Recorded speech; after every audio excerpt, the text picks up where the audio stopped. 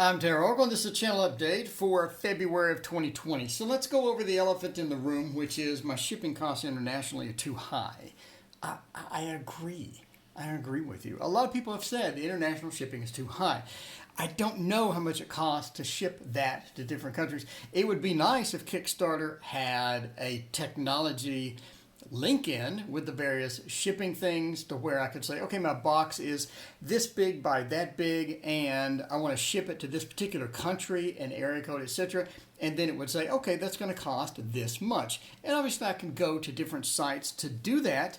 However, we're talking about, 30 different countries that are listed that I can go through, and I would have to go through each individual one, determine the cost with a book or a deck in a book, etc., and then get a buffer in case it costs a little more on that day of a couple of bucks, etc., whatever. Instead of doing that, I went to other projects. So in case you're wondering why or how much it does cost a bit to ship it out. I'm currently charging, again, to other countries, I do a flat rate of 30. Where did I get that number, you ask? The Rainbow Heart, for example, costs 25 bucks to ship pretty much anywhere. Sacred Bee costs about the same, I think it's $30. Other projects as well cost about $30 to ship. Sinister Tarot costs a whopping $50. $50 to ship pretty much anywhere. And yet other projects ship free. So again, how do you determine how much to charge? I just went with, what I knew what I knew from basic experience. Or so to answer your question, what will you do if it doesn't fund? Basically, a couple of people have asked me this, and that's an obviously good question. So if we tank, because basically, and I apologize, hindsight is indeed 2020. Should I have charged around 15 bucks for international shipping? Yes. Should I have not included the physical book maybe and just did deck only? Again, hindsight is 2020. There are 100 different ways to approach it. There are 100 mistakes I probably made. I apologize if it was inconvenient. I apologize if it's outrageously expensive. I can't change it. Once you commit, you can't go back and change anything on there. So if it tanks, it's obviously not tanking. We got 50 people that want it, and a lot of people paid full price for the shipping. If it doesn't make goal, then I have a lot of options. I could go to Indiegogo and reduce the shipping down to 15. That's an obviously acceptable, viable option, fully viable option, and just make it Indiegogo, right? Indiegogo, reduce the price of shipping, etc. I could go to Etsy. I know Etsy has deals to where their shipping is discounted because you're on Etsy. We could go print on demand, where you just go to makeplayingcards.com and hit, give me one of these, and they handle everything. They'll determine exactly what it costs for shipping to your address, which I can't do on Kickstarter. I can't say, oh, your address will cost exactly $17, and that's how much I'm going to charge you. I'd love that. Please, Kickstarter, add that. That would be fantastic. Doesn't exist, but yeah, you basically, theoretically you could. It would take like days to research. I need an address in this country. I need an address if they go into that country, etc., etc. Theoretically, that would work. It would just take days to figure out all the shipping options, and basically nobody's going to do it. So again, Indiegogo with a more realistic shipping is an option. Etsy is an option. Going to a print-on-demand company and have them take care of everything is an option. Let me know which one you want. What is preferable to you? And again, I apologize. Hindsight is 2020. So let's move on with the updates past that. Live shows. Live shows are by far my most popular thing. In fact, when I have a live show, it gets more views than almost any other video. So you're talking like 1,000 views, after a certain period of time. And a lot of people join, and a lot of people are very gracious, kind, and loving. I haven't had any trolls. I've had no trolls, and I feel blessed. I mean, we have 60 people. We have 60 plus people watching a live show, which I think is amazing.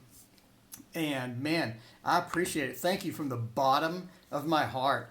I figured I would get maybe 10 people. I figured I'd be there sometimes alone, just doing the live show by myself. But all of you beautiful people are there. And I absolutely love and adore every single one of you that join my live show. Thank you so much for making that a huge success. I am constantly improving it. I don't just sit there and go, yeah. I have a DSLR, an old one, that I have to manually focus. But hey, what do you know? I have that hooked up, so the video quality is better. I bought a new microphone, so the audio quality is much better than it was. So I'm doing a green screen now. In case you're wondering what the green screen looks like, this is a piece of foam board from Hobby Lobby that I colored green. I painted this green myself, and I tweaked it so it's within, I would say, 1 or 2% tolerance, so I can actually put green cards on here, and it still looks good. It doesn't, have the artifacting. It doesn't have the transparency problems. So let's say I wanted to get a green deck and use that. I can. It looks good. It looks good because I really tweaked it and got the exact hex value of this and then put it at a very, very low tolerance. So yeah, it looks great. So I'm constantly improving. If you have suggestions on what to improve on the live show, please let me know. That is my #1 priority at the moment. Speaking of priorities, the TDM course, nobody really wants to watch this. I get almost no views of the Tarot de Marseille course, and it could be people just don't like the content or people just don't like this deck. Either way, nobody's watching, and that sort of makes me hesitant to do the Solabuska course if nobody's going to watch this or going to watch the Solabuska as well. I don't know. Let me know why nobody's watching this. Why aren't you watching this? Why is this something that nobody looks at? Let me know if I need to adjust the content. I mean, I'm virtually open-minded about everything as far as the channel goes. If you have a suggestion, chances are I will implement the suggestion or seriously think about it. So let me know why nobody is watching the TDM. If nobody is going to continue watching, I'm not going to put more up. I don't want to fill the channel with crap people don't want to see. Bottom line, people, if you don't want to see it, I don't want to fill the channel with it. So I'm about to drop it. Could be good news for you. Could be bad news. I don't know. Let me know what you think. Lenormand, what is the next project? Oh, there's a bunch of projects in the works. The two main ones, the first one is Lenormand. The next one will be a watercolor tarot deck. A watercolor tarot deck. And I know you're like, you just did a deck, you haven't even shipped it out. Why are you worrying about another deck? I work 10 hours a day on a computer. And at the end of the day, my eyes feel like raw hamburger. I can't get back on a computer. I can't do it.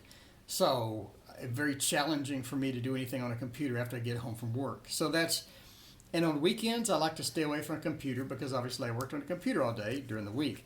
After I retire, will I pretty much turn to the computer for doing a lot of different tarot? Yeah. Right now, I have to do art. I have to.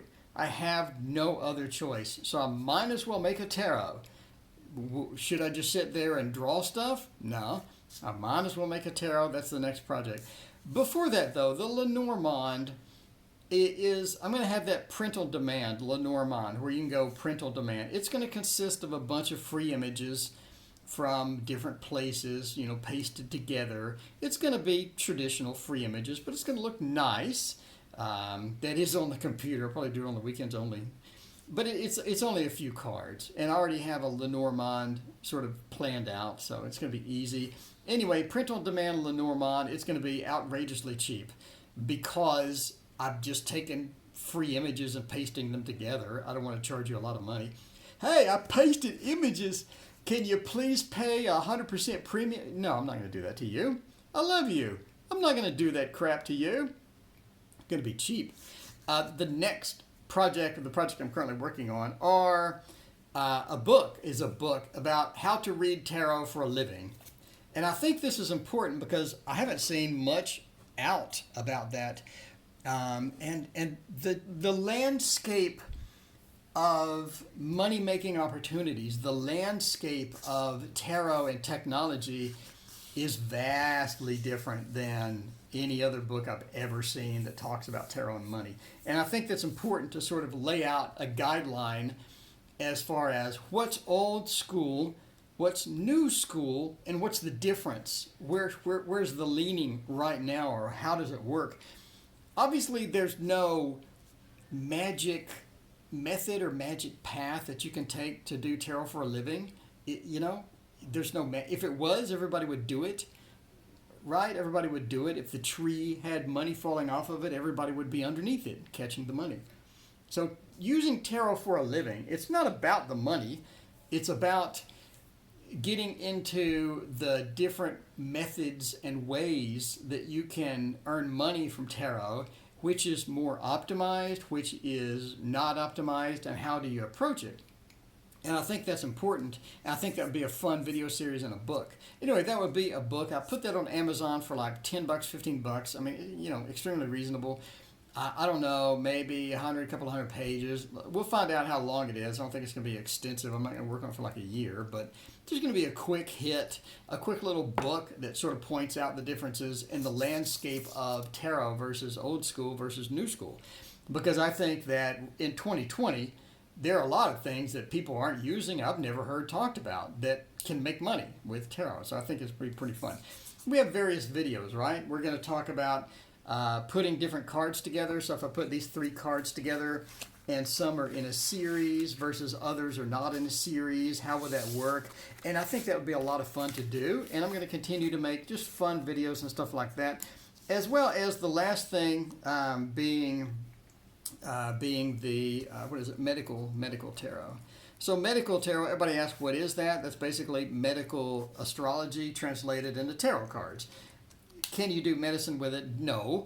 Is it medical advice? No. Am I a doctor? No.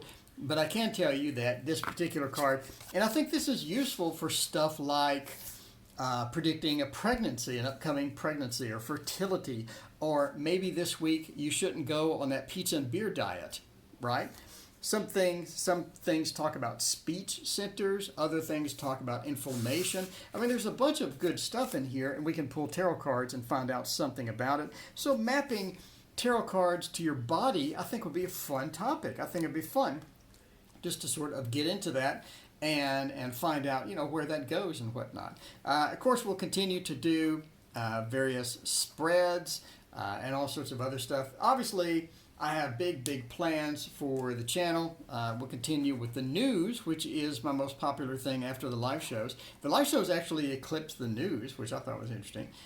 But yeah, I'm constantly improving based upon what you want to see. If it's important to you, I want to improve it. Again, I apologize. I know a lot of people want these cards. I know a lot of people like these cards and they don't want to pay an outrageous amount for shipping. Again, I apologize. If I could do it over, I would do it over, but I can't. It's locked down once you launch. So will I go to Indiegogo if it doesn't fund? Yes. And I pretty much will keep quiet on the channel about it. I don't want to keep hyping this. I know that a lot of people are getting kind of sick of seeing it, or I'm getting kind of sick of talking about it, and I don't want to fill the channel with self-advertisement. So this will be the last time you hear Echoes of Nature. You'll never, ever hear it again. So basically, I'm going to stop talking about it on the live shows. I'm going to stop using it. I'm just going to let it, if it survives, if it swims in Kickstarter, God bless, thank you so much. If it survives and swims in Indiegogo, this is the last time you're ever going to hear about it. So anyway, thank you for watching, and I greatly appreciate it, and we'll see you next time.